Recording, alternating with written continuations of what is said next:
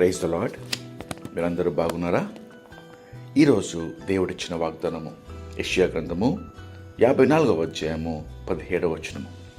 నీకు విరోధంగా రూపించబడిన ఏ ఆయుధమును వర్ధిల్లదు.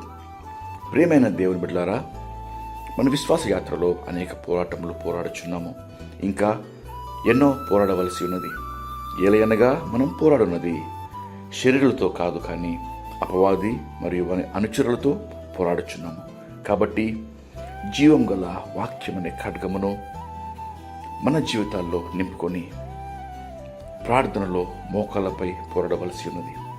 అప్పుడు నీకు విరోధంగా రూపించబడిన ఏ ఆయుధమును వర్ధిల్లదు.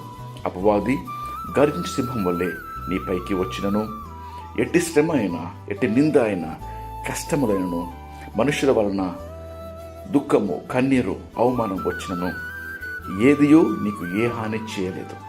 ఎలయనగా దేవుని ఆశ్రయించు వారికి ఆయన కాపుదల, రక్షణ అనుగ్రహిస్తాడు.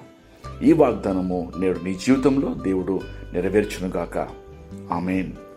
ప్రార్థన చేసుకుందాం. పరిశుద్ధమైన పరలోకపు తండ్రి, మీరిచ్చిన వాగ్దానంకై నీకు వందనాలు చెల్లిస్తున్నాం.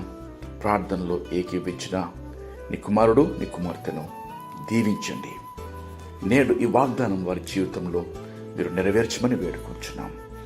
నీ బిడ్డలకు విరోధంగా రూపించబడిన ఏ ఆయుధమును వర్ధిల్లకుండా నీ కాపుదల, మీ రక్షణ, మీ భద్రతకై మీకు ఎంతో స్తోత్రములు చెల్లిస్తున్నాం. దినమంతా నీ బిడ్డలను, వారి కుటుంబములను దీవించి, కాపాడి, పోషించి, సంరక్షిస్తున్న విధానంకై నీకెంతో స్తోత్రములు చెల్లిస్తున్నాం. నజరేయుడైన యేసుక్రీస్తు నామములో వేడుకొంచు ప్రార్థిస్తున్నాం పరమ తండ్రి.